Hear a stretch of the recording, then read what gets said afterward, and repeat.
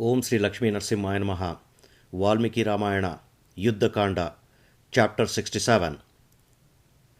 Rama kills Kumbhakarna. All the huge-bodied monkeys became resolute and returned after they heard Angada's rallying words. Reminded of their past deeds of valor and reassured by Angada's words, they again exhibited valor. After returning, regaining confidence and being prepared to die, the monkeys carried out a fierce battle. Rising up big trees and mountain peaks, the huge monkeys now rushed swiftly towards Kumbhakarna. Raising his mace, the furious Kumbhakarna hit and struck down the enemies on all sides. 8,700 monkeys hit by Kumbhakarna were lying scattered on the ground. Gathering within his arms 6, 8, 10, 20, or even 30 monkeys, he ran about devouring them, as Garuda devours serpents. Reassured with difficulty and gathering from here and there, the monkeys seized trees and boulders and stood firmly on the front line of battle. Pulling up a mountain, Dvivida, who resembled a low-hanging cloud, ran towards Kumbhakarna, who resembled a mountain peak. Dvivida hurled the mountain at Kumbhakarna. The mountain missed Kumbhakarna and fell on his army. The mountain crushed horses, elephants, and chariots. Another mountain peak crushed other rakshasas. By the impact of those boulders, the broad battlefield was strewn with dead horses and charioteers and wet with the blood of rakshasas. Roaring ferociously, chariot warriors quickly severed the heads of monkeys with arrows that were like death personified. Uprooting big trees, the monkeys began crushing the chariot horses, elephants, camels, and rakshasas. Hovering in the air, Hanuman showered mountain peaks, boulders, and various kinds of trees on Kumbhakarna's head. Kumbhakarna shattered the mountain peaks and smashed the shower of trees with his spears. Grasping his sharp spear, Kumbhakarna then rushed towards the dreadful monkey army. Holding a mountain peak, Hanuman stood before Kumbhakarna as he rushed forward. Angered by the attack, Hanuman violently struck Kumbhakarna, whose body was as formidable as a mountain. Overtaken by that blow, Kumbhakarna's body was wet with blood and fat and became disturbed. Brandishing his spear that gleamed like lightning, Kumbhakarna struck Hanuman in the chest, as Kanda struck the Krauncha mountain with his spear. When struck in the chest by the spear, Hanuman was vexed. Vomiting blood, he roared on the battlefield like the thundering of clouds at the end of the age. The Rakshasas were overjoyed to see Hanuman in agony and immediately began roaring. The monkeys, who were disturbed and terrified of Kumbhakarna, fled from the battlefield. After consoling his army, Nila hurled a mountain peak at the clever Kumbhakarna. Seeing it coming, Kumbhakarna struck it with his fist. When struck by his fist, the mountain peak shattered, producing sparks and flames, and then fell to the ground. 5 outstanding monkeys, Rishabha, Sharabha, Nila, Gavaksha, and Gandhamadana, attacked Kumbhakarna. These extremely powerful monkeys struck the gigantic Kumbhakarna on all sides with boulders, trees, feet, fist, and palms. To Kumbhakarna, the blows felt like gentle taps. He felt no pain. Then he embraced the impetuous Rishabha with his arms. After being squeezed in Kumbhakarna's arms, Rishabha fell down with blood flowing from his mouth. Kumbhakarna struck Sharabha with his fist, Nila with his knee, and Gavaksha with his palm.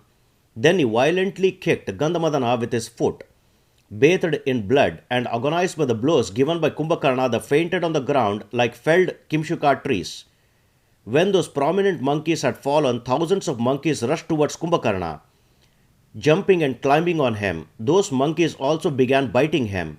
They attacked him with their claws, teeth, fists, and arms, covered with thousands of monkeys. The tiger among Rakshasas looked like a mountain forested with trees. Grabbing them with his arms, the agitated Kumbhakarna began eating them, as Garuda devours snakes.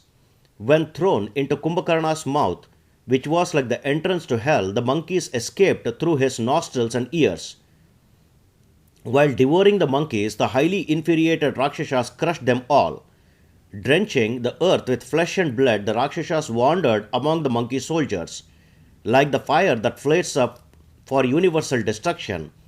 Standing on the battlefield with a spear in his hand, Kumbhakarna looked like Lord Indra holding his thunderbolt, or like death personified holding a noose. As a fire would consume a dry forest during a drought, even so did Kumbhakarna devour the monkey soldiers. As they were being slaughtered, the horrified monkeys who had lost many troops began howling in strange ways. Greatly disturbed and bewildered while being killed in large numbers by Kumbhakarna, the monkeys went to Rama for shelter. Seeing the monkeys defeated, Angada, the son of Vali, grabbed a mountain peak and speedily ran towards Kumbhakarna. Roaring constantly, Angada frightened all the Rakshasas who were following behind Kumbhakarna. Then he flung the mountain peak at Kumbhakarna's head. When hit in the head, Kumbhakarna became very angry. The intolerant Rakshasas thereafter quickly ran towards Angada. Roaring loudly and terrifying all the monkeys, Kumbhakarna angrily threw a spear at Angada. The mighty Angada, who was skilled in combat, adroitly avoided the approaching spear, jumping up forcefully. Angada shoved Kumbhakarna in the chest. When hit in this way, Kumbhakarna fainted. Regaining consciousness, Kumbhakarna made a fist and hit Angada with the back of his hand, knocking him down unconscious. After Angada had fallen unconscious to the ground, Kumbhakarna grabbed his spear again and ran towards Sugriva. When the valorous Sugriva saw the Kumbhakarna was approaching, he jumped up, seized a mountain peak, and brandishing it, he rushed towards Kumbhakarna. Seeing that monkey also approaching, Kumbhakarna stood facing Sugriva and stretched out his limbs. When Sugriva saw Kumbhakarna standing there devouring monkeys with his blood-stained arms, he said, "You have accomplished a difficult task by striking down warriors, devouring troops, and achieving great glory. Leave the monkey army alone. Why are you bothering with ordinary soldiers? See if you can bear the sudden impact of this mountain." O Rakshasas! Hearing Sugriva's words full of courage and fortitude, Kumbhakarna replied, "You are Lord Brahma's grandson and son of Riksharaja, and you possess fortitude and manliness. Therefore you are roaring, O monkey." As soon as Sugriva heard what Kumbhakarna said, he balanced the mountain peak which resembled a thunderbolt, and suddenly hurled it, striking him in the chest. The mountain peak shattered in a moment on Kumbhakarna's chest. The monkeys immediately became despondent and the Rakshasas roared jubilantly. After being hit by that mountain peak, Kumbhakarna angrily stretched open his mouth and roared. Brandishing his spear, which flashed like lightning, Kumbhakarna threw it at Sugriva, the ruler of the monkey and the bears, in order to kill him. Hanuman quickly jumped up and seized that spear and broke it forcefully. Placing the huge and exceedingly heavy iron spear on his knee, Hanuman joyfully broke it again. When the monkeys saw that Hanuman had broken the spear, they joyfully rushed up, roaring from everywhere. On the other hand, the Rakshasas became frightened and downcast. Seeing the spear broken, the monkeys roared jubilantly and praised Hanuman. That giant lord of Rakshasas became furious when he saw his spear broken. Breaking off a peak from the Malaya mountain near Lanka, Kumbhakarna approached Sugriva and hit him with it. When struck with that mountain peak, Sugriva fell unconscious on the battleground. Those practitioners of black arts were overjoyed to see Sugriva fallen and roared jubilantly. Then Kumbhakarna picked up Sugriva, whose prowess was amazing, and carried him away as a cloud is driven by a strong wind. After getting Sugriva, Kumbhakarna, who resembled Mount Meru, departed from there. As Kumbhakarna headed for the city of Lanka, he was praised by the Rakshasas. He heard the cries of the residents of the heavenly planets, who were bewildered by the capture of Sugriva. Having captured Sugriva, that enemy of the Lord Indra thought that after killing him, it would be easy to kill the entire monkey army along with Rama. Seeing that monkey army was scattered and Sugriva captured, Hanuman thought, "Now that Sugriva is captured, what should I do? I shall do whatever is best for me to do, making myself as big as a mountain. I shall kill the Rakshasas. When I have killed Kumbhakarna in combat, his body crushed by my fists, and Sugriva has been freed, then all the monkeys can rejoice. Or else Sugriva will free himself even if captured by the gods, Asuras or Nagas. Struck with a huge mountain crag by Kumbhakarna, I think Sugriva is not yet conscious. After regaining consciousness in a while, Sugriva will do what is good for himself and for the monkeys in this conflict. Sugriva would be greatly displeased if I were to rescue him. His reputation would be lost forever. I shall therefore wait for some time so that he can exhibit his prowess by freeing himself. Until then, I shall reassure the monkey army, thinking in this way, Hanuman calmed the great army of monkeys. Carrying Sugriva, who was now trembling, Kumbhakarna entered the city of Lanka. He was welcomed with showers of exquisite flowers from the many storied mansions and gateways of houses along the main road. Because of the shower of fried grains and scented water and the coolness along the royal highways, Sugriva gradually regained consciousness. After coming to and gazing at the city's royal highway, while in the arms of Kumbhakarna, Sugriva thought, how indeed can I, a captive, retaliate at this time? I shall do so in such a way that will be pleasing and beneficial to the monkeys.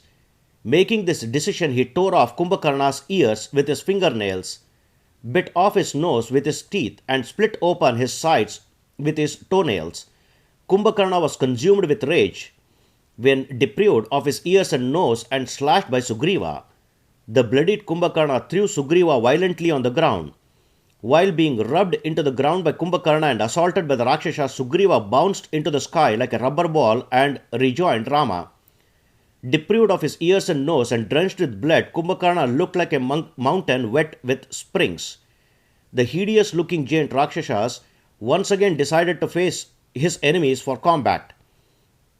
Vomiting blood in indignation, he looked like a rain cloud at sunset. Since Sugriva had escaped, Kumbhakarna once more rushed out furiously for battle. Realizing that he had no weapon, he grabbed a formidable mallet. Suddenly coming out of the city, Kumbhakarna, who had extraordinary vigor, began devouring the formidable army of monkeys on the battlefield. As the raging fire at the end of the age consumes all living entities, bewildered as he was and hungry for flesh and blood, Kumbhakarna entered the ranks of the monkey army and started devouring rakshasas, monkeys, goblins, and bears. He devoured the prominent monkeys just as death takes away all the beings at the end of the age. Grabbing with one hand 1, 2, 3 or more monkeys and rakshasas, Kumbhakarna hastily tossed them into his mouth. Blood and fat dribbled from his mouth as he ate. Meanwhile, the monkeys were attacking him with mountain peaks. While Kumbhakarna was devouring the monkeys, the survivors fled to Rama for shelter. Raging mad, Kumbhakarna ran about devouring monkeys. Embracing 7, 8, 20, 30 or even hundreds of monkeys, he ran about devouring them everywhere. With his body splattered with fat, blood and marrow and strings of tangled entrails hanging from the stubs of his ears, he released a shower of spears like the waxing of death before the end of the age. At that time, Lakshmana, the crusher of hostile forces and defeater of enemy cities, began fighting furiously in combat. Lakshmana shot 7 arrows into Kumbhakarna's body.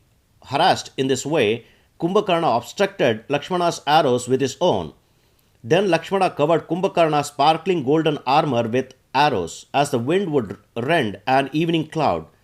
Completely covered with golden arrows, the Rakshasas looked like the sun shining through clouds. Then the dreadful Rakshasa, whose voice sounded like a thundering cloud, spoke as follows to Lakshmana. You have exhibited valor while fighting fearlessly with me, who have previously defeated the Lord of Death in combat without any difficulty. One who can even so much as stand before me, the rival of death, eager for combat, is worthy of honor. What to speak of one who actually gives me battle? Even Indra, mounted on his elephant Airavata and surrounded by all the immortals, never previously stood before me on the battlefield. Pleased by your acts of valor, O Lakshmana, even though you are but a boy, I dismiss you, for I wish to meet Rama.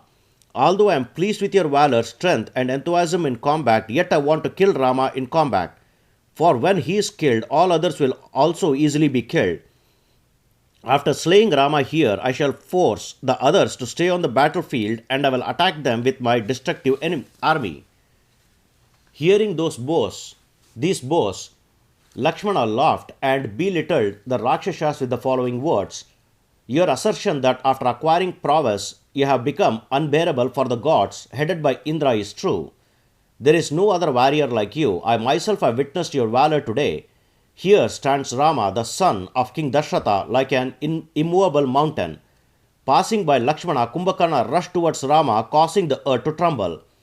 Using the mystic weapon presided over by Shiva, Rama shot pointed arrows towards Kumbhakarna's heart. When wounded by Rama, Kumbhakarna suddenly lunged towards Rama, as flames interspersed with sparks leapt from his mouth. Angry as he was, Kumbhakarna roared as he rushed forward, dispersing the monkeys on the battlefield. The arrows fitted with peacock feathers sunk into Kumbhakarna's chest. Kumbhakarna let go of his mace, dropping it on the ground. All his other weapons were also shattered on the ground. When the Rakshasas realized that he was unarmed, he created great havoc with his fists and hands. Because his limbs were pierced with arrows, he was losing blood. Like a mountain with gushing springs in extreme expiration, he ran towards devouring monkeys. He ran about devouring monkeys, Rakshasas, and bears. Seizing a mountain peak, the mighty Rakshasas hurled it at Rama. Using his bow, Rama split that mountain peak while it was yet flying through the air with 7 straight shooting arrows.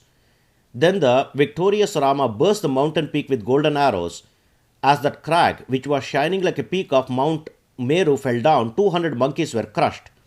At the time, the righteous Lakshmana, who was thinking of different ways to kill Kumbhakarna, said to Rama, "O Prince, maddened by the smell of blood, this Rakshasas cannot distinguish between the monkeys and the Rakshasas, and is eating both his enemies and his own kind. Let the troop leaders and prominent monkeys climb up on him, clinging to him on all sides. Under their weight, this evil-minded Rakshasa will no longer be able to move on the ground and to kill the other monkeys." When the mighty monkeys heard the suggestion, they joyfully climbed on Kumbhakarna. Angered by their climbing, he violently shook them off as an unruly elephant might shake off her riders. Seeing this and considering the Rakshasas enraged, Rama grabbed his bow and ran towards Kumbhakarna. Rama's eyes were so red that it looked as if it would burn his enemy to ashes by mere glance. Rama dashed towards his enemies, bringing delight to all the monkey troop leaders, who was afflicted by Kumbhakarna's strength. Carrying a strung bow, which resembled a serpent and was shining beautifully, Rama encouraged the monkeys and rushed off with an excellent quiver full of arrows slung over his shoulders. Surrounded by the monkey hordes who were most difficult to defeat and followed by Lakshmana, the valiant Rama proceeded ahead. Rama saw the gigantic Kumbhakarna, who was wearing a crown. He was drenched with blood and had red eyes. Surrounded by Rakshasas, he was looking for monkeys, pursuing them like a rabid elephant. Wearing golden armbands, he looked like the Vindhya or Mandhara mountain. He was splitting blood from his mouth like a high cloud pouring down rain. With his tongue, he was licking the corners of his mouth, which were wet with blood. He was literally crushing the monkey army into the ground, like Yamaraja at the end of the age. Seeing the best of Rakshasas, who was shining like a flame of fire, Rama stretched his bow. Enraged by the twang of Rama's bow and unable to bear it, Kumbhakarna rushed towards Rama. Then Rama, whose arms resembled the body of the celestial serpent Vasuki, spoke as follows to Kumbhakarna, who was rushing like a cloud driven by a wind. "Come on, O Lord of Rakshasas, do not be despondent. I am standing here gripping my bow. Know me to be the destroyer of Rakshasa race. You will shortly be deprived of your life." Understanding that he was Rama, Kumbhakarna laughed in an unusual manner and then rushed forward angrily, dispersing the monkeys on the battleground. Rending the hearts of all the monkey soldiers with his weird and eerie laughter that resounded like a thunder cloud, Kumbhakarna said to Rama, "I should not be considered like Viradha, Kabanda, Kara, Vali, or Maricha. Kumbhakarna has come. See my huge dreaded mallet made of solid steel. With it I have previously conquered the gods and Danavas. You should not underestimate me because I have been deprived of my ears and nose. I do not feel the slightest pain from the loss of my ears and nose. Show your prowess on my limbs, O descendant of Ikshvaku. After seeing your manliness and prowess, I shall then devour you." When Rama heard Kumbhakarna's boasting, he shot plumed arrows at him. Kumbhakarna was not disturbed or pained by the blow of those arrows which flew with the speed of lightning. The same arrows which cut through the 7 sala trees and killed Vali did not cause any discomfort to Kumbhakarna's body. Kumbhakarna's body drank those arrows as the earth would drink up showers of rain. Brandishing his club with impetuosity, he obstructed the onrush of Rama's arrows.